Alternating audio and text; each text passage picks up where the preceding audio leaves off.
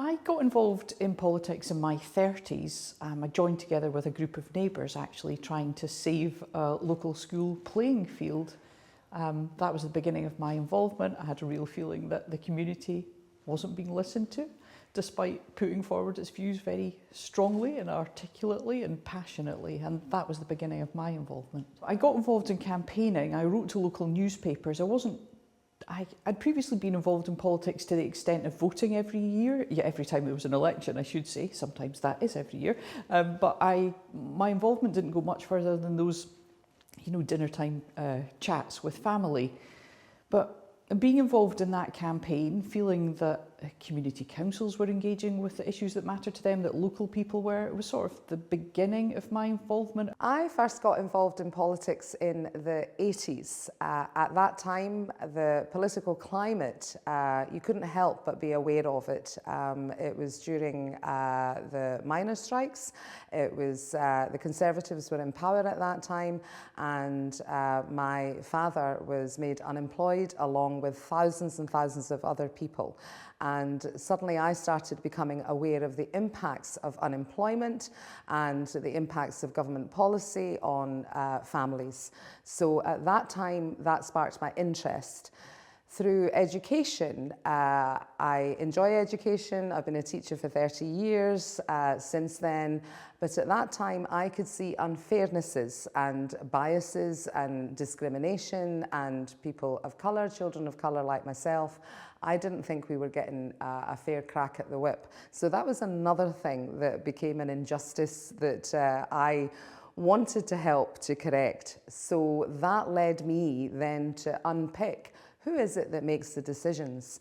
And when I realised that actually there was these things called local councils with elected councillors and also parliamentarians that made policies, I thought, well, do you know what? I need to be at that top table so that I can influence those policies and those decisions and bring my lived experience to the corridors of influence and power so they can listen to a diversity of voices.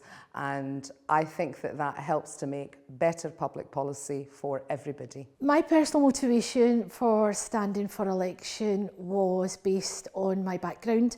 I'm the first woman in my family to go into university. My parents were born and brought up in Pakistan.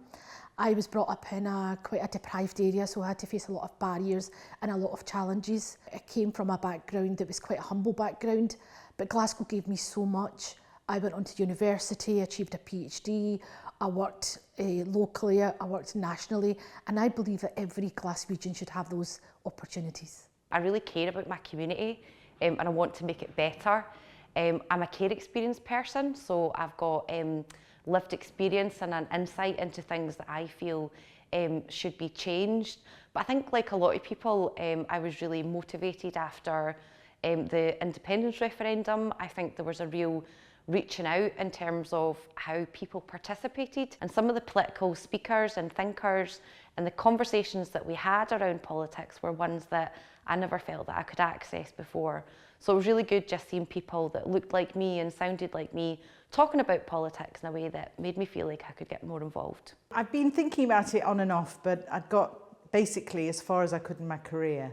I was a senior HR director in oil and gas, and I'd decided that really I needed to get involved if I was going to change things. And the 2014 referendum really for me was the kick up the pants. I couldn't just sit on the couch and watch the UK be broken up. So I decided to get involved. I actually met Ruth Davidson, and Ruth to me was an inspiration. Here was somebody who was a real human being who related to people, and she basically said, if you feel strongly about something, stop shouting at the telly and get involved. I didn't decide to stand for Parliament as part of any grand plan. I got involved with the Scottish Greens because I'm really passionate about saving our planet and challenging inequality. So I actually volunteered for the party, expecting only ever to do work behind the scenes, organising campaigns, that kind of thing, because my background is in project management and I knew I had skills that would be useful to the party. It never even occurred to me to stand for election, but the party's very good about encouraging new volunteers to stand, particularly women, and someone suggested that I put my name down as a candidate. I sort of never in my dreams expected to win, but it's been an amazing journey.